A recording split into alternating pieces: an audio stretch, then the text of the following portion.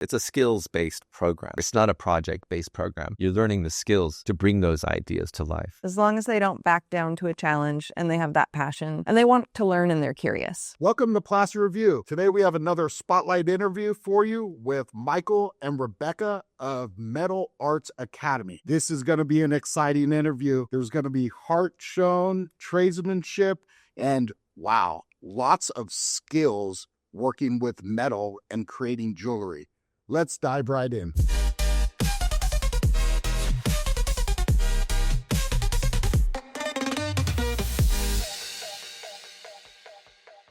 Welcome, Michael and Rebecca and Metal Arts Academy. Tell me about your story, Michael. Like, where did this start, Metal Arts? Where did you become an apprentice at? It was a company in downtown San Francisco when San Francisco actually still had a lot of manufacturing going on in the city.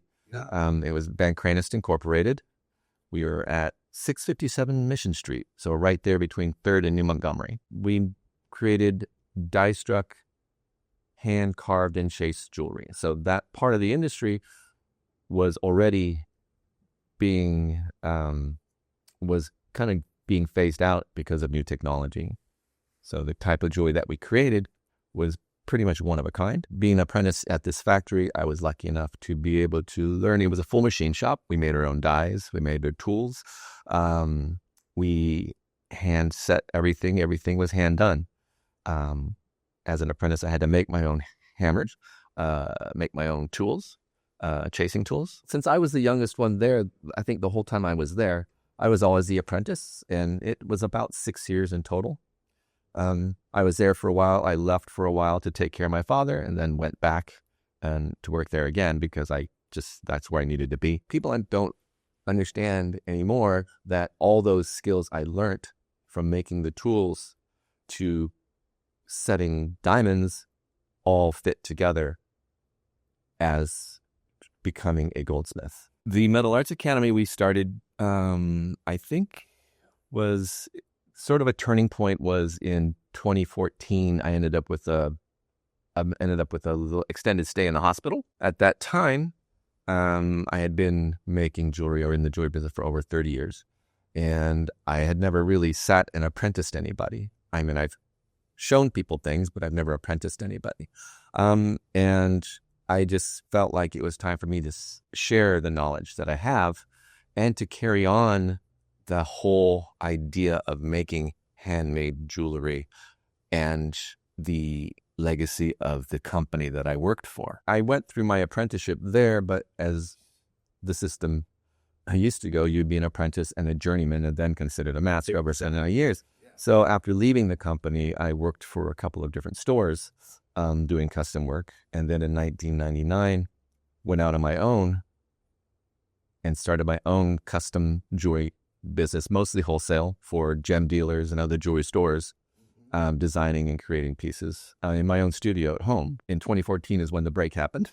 And then, came up with the idea that really need to start teaching or showing other people because I was noticing that I would get work done by other people coming to me to be repaired or to be redone because the work was just not done well. And that's one of our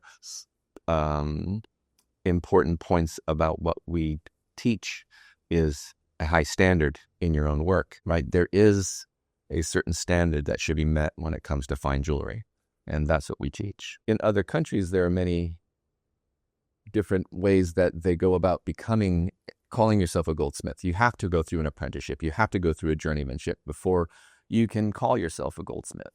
We don't necessarily have that here in that way, but I think that it is important to keep the standard of craftsmanship high.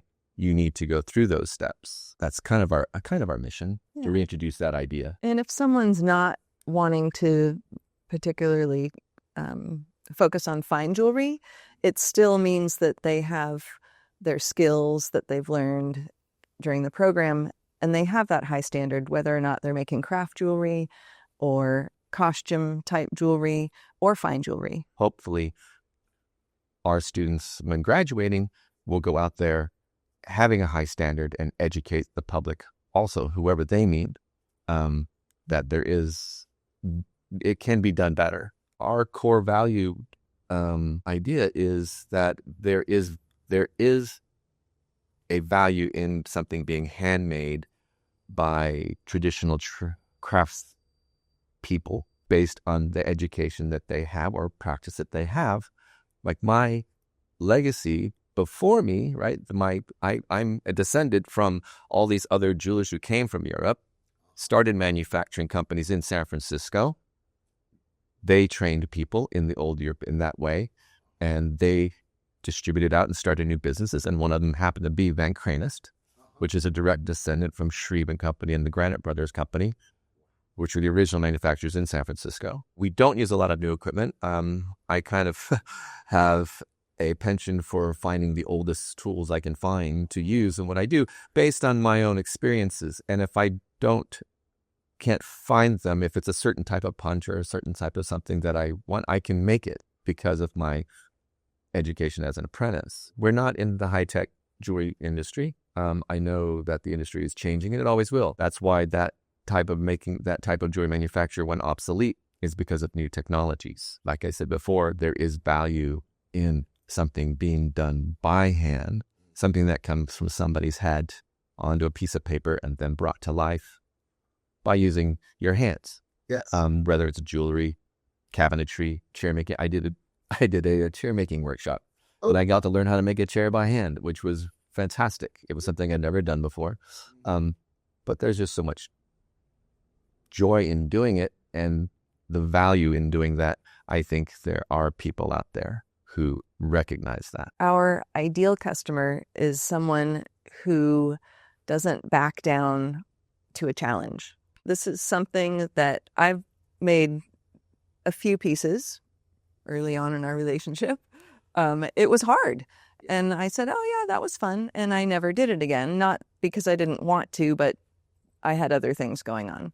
So when people come in and they want to take the beginning class, and I say, okay, this is an intensive class. It's, 7 hours a day, 3 days in a row. They come back to me at the end and they said, yeah, that was hard. And they said, I loved it, but that was hard. And we have students who just can't get over that challenge until they come to a point and then the light bulb moment, and then they're like, oh, and then it's, a free ride from there. As long as they don't back down to a challenge and they have that passion and they want to learn and they're curious.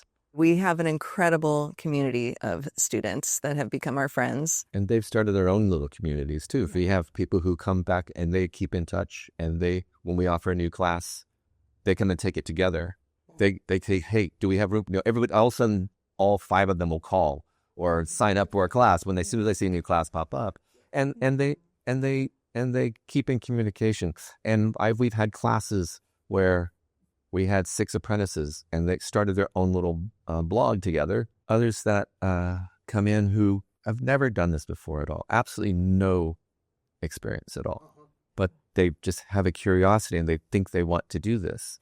I think the way that we teach helps them get past that and understand that, okay, I'm starting from the very beginning, but I can get there. When people talk about us, I think a lot of them talk to each other and say, hey, let's take another class together. And they can go, oh, I like that idea. I know I can do that. They can just use that idea and expand on it because maybe they have other skills that they can use. We give them the skills. It's a skills-based program. It's not a project-based program. It's a skills-based program. So you're learning the skills to bring those ideas to life. Like I said, out of your brain onto a piece of paper and then into a piece of metal or whatever medium you want to work with. And a lot of comments are, Michael is so patient. He's such a great teacher. He never made me feel stressed out. Because, it's a high, intense feeling when you're working with fire for the first time and you're trying to do something very precise. So we try to keep a really calming atmosphere. And we were lucky enough to get a bigger space about 2 years ago. And we really were thoughtful in, how we wanted it to feel when you walked inside. And yeah, it was a labor of love. It was a lot of work, but I think we've created a really good space for people to feel comfortable and achieve the goals that they have for themselves. Try and make everything available to them. And we have Yeah. Fridays are open lab days. So past students and current students come in and they can work on whatever they want. I'm there to answer questions, but it's not a class day. No matter where they are in their learning, they can practice. If they want to expand it just a little bit more, or they have an idea that they've always had and now they have this skill, they can come and try it out. Unfortunately, we only have a certain amount of benches. How many benches do you have? We have 8. Okay. We have room for a couple more. I just haven't gotten around to building more. I build the benches. I have all the wood in my home shop right now, but I haven't had the time to build more benches. But we're hoping to get them done soon. Anyways, where this story's going is my boss, Larry Van Cranis, helped me. I don't know why I always tear up when I talk about it. When we were starting the school and I wanted to build the benches, I contacted Larry Van Cranis and I said, hey, Larry, this is what I want to do. And I want to start building the benches. He says, oh, okay. I wanted to, and I had a certain question for him on a particular part of the bench, which is the catch tray. So every time you sit down a bench of work, you pull out a tray that catches all the filings and, you drop a stone or something, it catches it. You don't have to go on the floor. And he goes, well, I could, are you going to have a drawer? And I said, yeah, I'd like to have at least one drawer in the bench. He goes, those are hard to make. And I said, yes, I know that. I understand that. And he goes, I'll help you with those. I said, okay, that'd be great. Fantastic. And he says, oh, I happen to have some trays from the factory. And he goes, do you want them? I said, well, yeah. And so the benches I have are built around the trays from the factory. So they're actually, so the trays that are in the benches are actually come from the factory that I apprenticed at. And they're beautiful, handmade trays. And Larry was also an amazing what do you call it? He made furniture.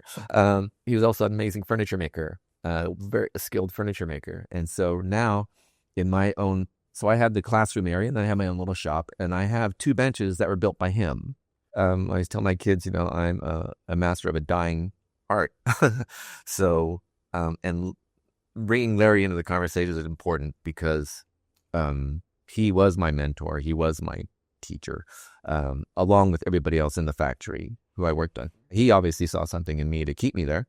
And before he passed, just a couple of years ago, we were working together on some machinery, a big press, so that we at the school could start using a press similar to what we had at the factory as part of our curriculum. Unfortunately, he passed away before we were able to finish the machine. And so I have it sitting at home, but I don't know how to put it together. It's a big piece of machinery, it weighs about almost a ton. We're still working on that, and we will be getting a press so that I can carry on the idea of making die-struck jewelry by hand. And that is really our plan, is to make that part of the curriculum, this lost art of using dies to create jewelry and fine jewelry. Can one of you tell me like a transformation that's happened in front of your eyes with one of your students? What do you think, Alec? They weren't quite sure themselves, but I could see it, and I knew I could bring it forth. And he had an incident just before graduating, and he was, kind of worried about things, but he came back for another 3 weeks. Mm-hmm. And I said, well, what do you want to do? What is it in this industry that you really want to learn? And that's what happens after the 12 weeks. If you come back for the second GAP program, it's up to you. We worked on practicing skills in the first 12 weeks. The second 12 weeks is putting those skills to practice. And so he told me what he wanted to do, and we were able to work on that one idea. And you just see him completely change and be very happy about what he was doing and understanding that, okay, I went through all that other stuff. This is what I really want to do, and I can do it. And that happens a lot from young people who have never had any experience and not sure about, sometimes people come in, they're like, well, I'm taking this class, but I'm not really sure this is what I want to do. Yeah. But they learn so much from it. And then we get other people that come in who maybe in their retirement, right? Who just come in and say, I've always wanted to do this, but I don't know how to do this. And, to watch them just to transform into this person who now is a craftsperson or learning skills to do a craft that they've always wanted to learn. What are the main values that guide your business and the decisions you make regarding the business? I think that our focus is always on truth, right? We are not selling something that we don't back 100%. I'm very honest in my business practices because I was raised that way. I was raised that a handshake is a done deal. And I think Michael is very good at also being very honest and open in his teaching. We always tell the students, you have to trust the process, right? He's been doing this 43 years. In that, he knows how to do things properly in teaching the skills. So it's not something that we've just created and are trying to sell to people. This is something that works 100%. And so integrity, honesty, tradition. And so we like to also tell our students, if it can't be, or it can't be in the brain if it isn't in the body first. So you're learning through repetition. In Michael's teaching, he, explains, this is the proper way to file, or can you hear this? This is filing incorrectly. You can hear it, the difference. When you file correctly, it sounds like this. So it's all of the parts, the vision, the hearing, the body. Where do you see the business in the next 2 to 5 years? Hopefully expanding our curriculum to maybe meet more people's desires or needs in the metal industry or jewelry industry. Maybe, like I said earlier, obtaining the machinery so that we can include the die-struck fine jewelry manufacturing process into our curriculum. And I think more being able to expose more people, not necessarily students to come to the class, but just more people in general to the idea that what we're doing is keeping something alive that has value.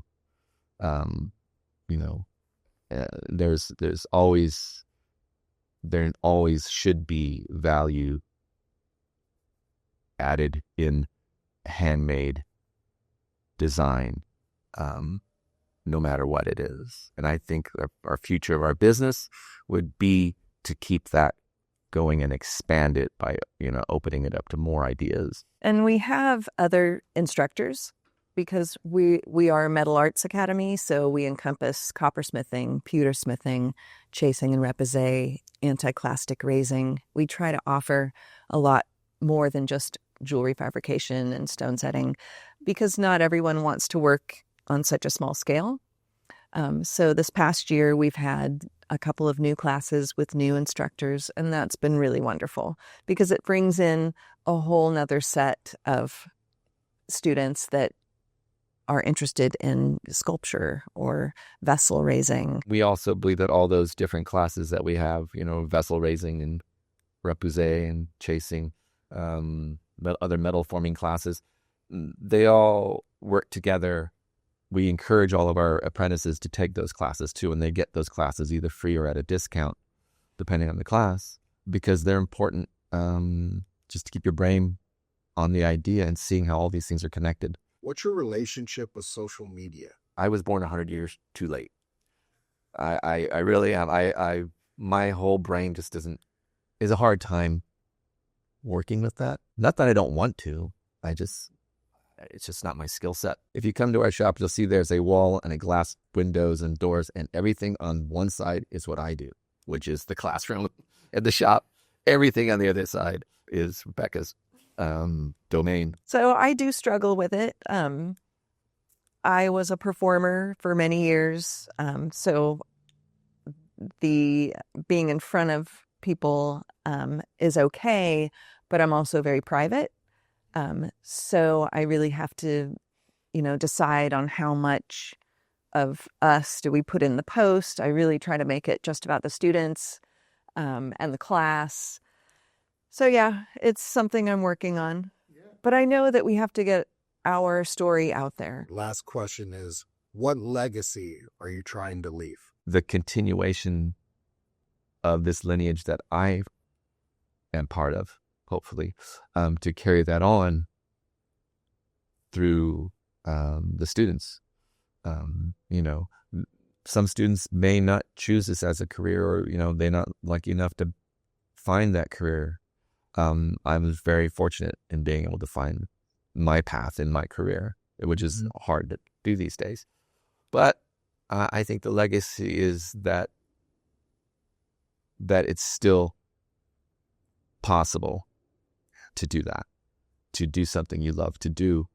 And to do it well. And to do it well with a high standard and have value in that, and hopefully that they pass it on too, right? They carry it on and are willing to carry it on and pass it on past me. How is Placer County and the community that you're in showing up for you in the business? We get tremendous support from the Placer Arts Council. Yeah, they've been fantastic. We participate in the Placer Artist Tour. We have most of our students come from Placer County, but we do get many, many people from out of town. We have wonderful Airbnb hosts that repeatedly rent to our students for long periods of time, like 3 months at a time when they're studying with us. So, and City of Auburn has been amazing when we had to build out our first space and then build out our second space because we needed more room. So, yeah. Community showed up. Definitely. The arts community kind of came out of the woodwork as soon as we put our sign up. Yeah. We had people walk in the door, just look around and just say, I found my people. Yeah. And we're like, we're glad you found us. Milliners, ceramicists, painters, chair makers. Right, yeah. Yeah. Yeah. It's been incredible. Yeah. The arts community in Placer County is large, and we're glad to be a part of it. And adding to it wasn't, I don't think, a part of the original plan. Really, it was to become a trade school, and that is what we are. We are a trade school, but more than that, right? Because we participate in the Placer Arts, and we get people who just want to be part of the community, and Placer County has been great with that. Hi, I'm Rebecca, and this is Michael, and we are Metal Arts Academy in Auburn. We would like to invite you to come out and take a class. You can find us on the web at www.metalartsacademy.com. Thanks for watching Placer Review. Today was a great interview. Remember, heroes get remembered, but legends never die.